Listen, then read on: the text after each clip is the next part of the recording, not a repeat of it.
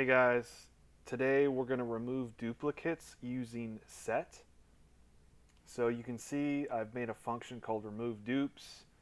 I'm going to pass an array as an argument, and I've passed this crazy duplicated array here. So let's just return that.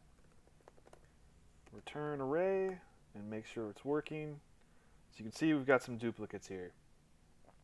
So let's make a new set. I'll call it result. And the way you make a set is just say new set like this.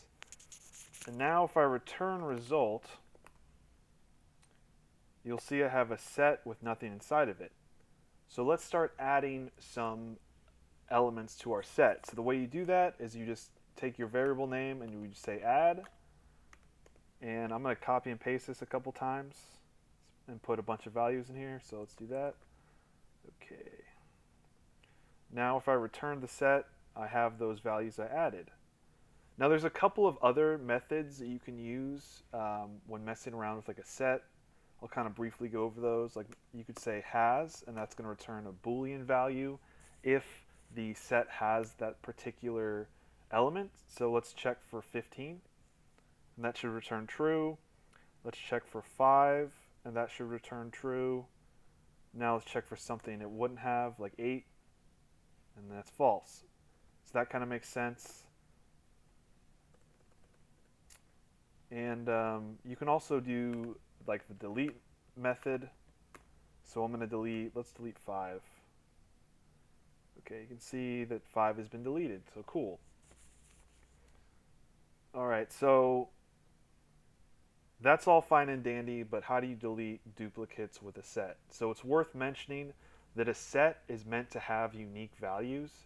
So duplicates just don't exist in a set anyways. So for instance, here I have all these values. Let's add these again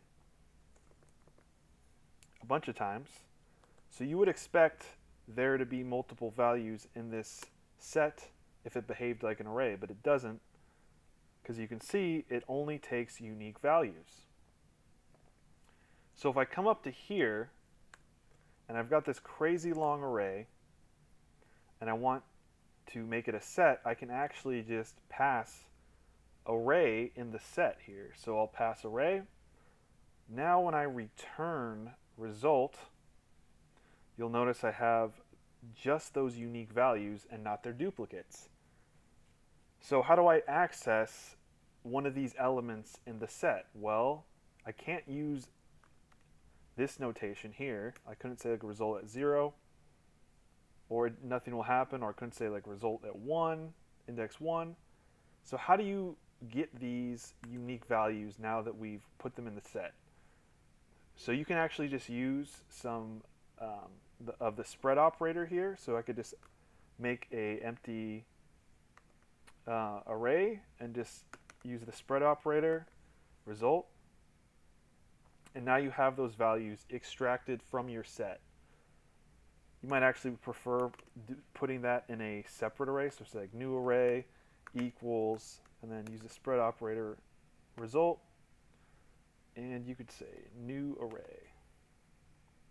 Cool, so same thing, and that's how you can remove duplicates with using a set. There's also another way to remove duplicates that's pretty nifty too. I'll show you that now. So you can make a object, and we are going to iterate basically over this array with a for loop, and basically set each of these elements in the array as an object key, and I'll show you what I mean here. So let's do that.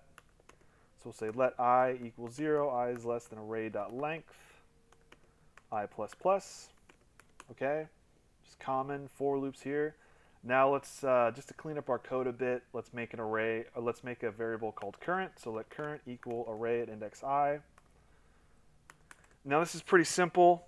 I'm just going to take my object, which is named obj, and I'm going to say at key current equal 1.